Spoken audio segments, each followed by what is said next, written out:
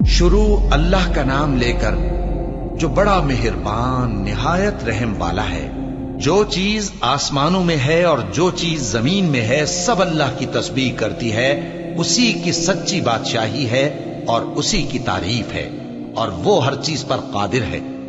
وہی تو ہے جس نے تم کو پیدا کیا، پھر کوئی تم میں کافر ہے اور کوئی مومن، اور جو کچھ تم کرتے ہو اللہ اس کو دیکھتا ہے۔ اسی نے آسمانوں اور زمین کو حکمت سے پیدا کیا، اور اسی نے تمہاری صورتیں بنائیں اور صورتیں بھی اچھی بنائیں، اور اسی کی طرف تمہیں لوٹ کر جانا ہے۔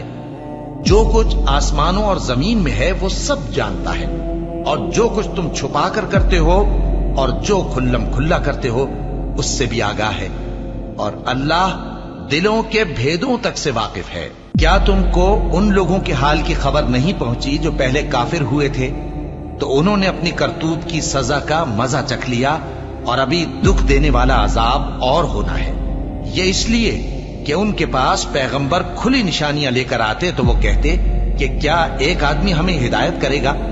تو انہوں نے ان کو نہ مانا اور منہ پھیر لیا، اور اللہ بھی بے نیاز ہو گیا، اور اللہ بے نیاز ہے، لائق حمد و ثنا ہے۔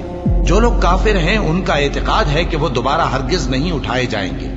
کہہ دو کیوں نہیں؟ میرے پروردگار کی قسم تم ضرور اٹھائے جاؤ گے، پھر جو کام تم کرتے رہے ہو وہ تمہیں بتائے جائیں گے، اور یہ بات اللہ کو آسان ہے۔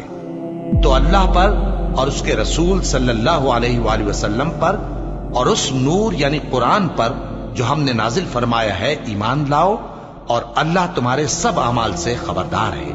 جس دن وہ تم کو اکٹھا کرے گا یعنی حشر کے دن، وہ نقصان اٹھانے کا دن ہے، اور جو شخص اللہ پر ایمان لائے اور نیک عمل کرے وہ اس سے اس کی برائیاں دور کر دے گا، اور جنت کے باغوں میں جن کے نیچے نہریں بہ رہی ہیں داخل کرے گا۔ وہ ہمیشہ ہمیشہ ان میں رہیں گے، یہی بڑی کامیابی ہے۔ اور جنہوں نے کفر کیا اور ہماری آیتوں کو جھٹلایا وہی اہل دوزخ ہیں کہ ہمیشہ اس میں رہیں گے، اور وہ بری جگہ ہے۔ کوئی مصیبت نازل نہیں ہوتی مگر اللہ کے حکم سے، اور جو شخص اللہ پر ایمان لاتا ہے وہ اس کے دل کو ہدایت دیتا ہے، اور اللہ ہر چیز سے باخبر ہے۔ اور اللہ کی اطاعت کرو اور اس کے رسول کی اطاعت کرو، پس اگر تم منہ پھیر لوگے تو ہمارے پیغمبر کے ذمے تو صرف پیغام کا کھول کھول کر پہنچا دینا ہے۔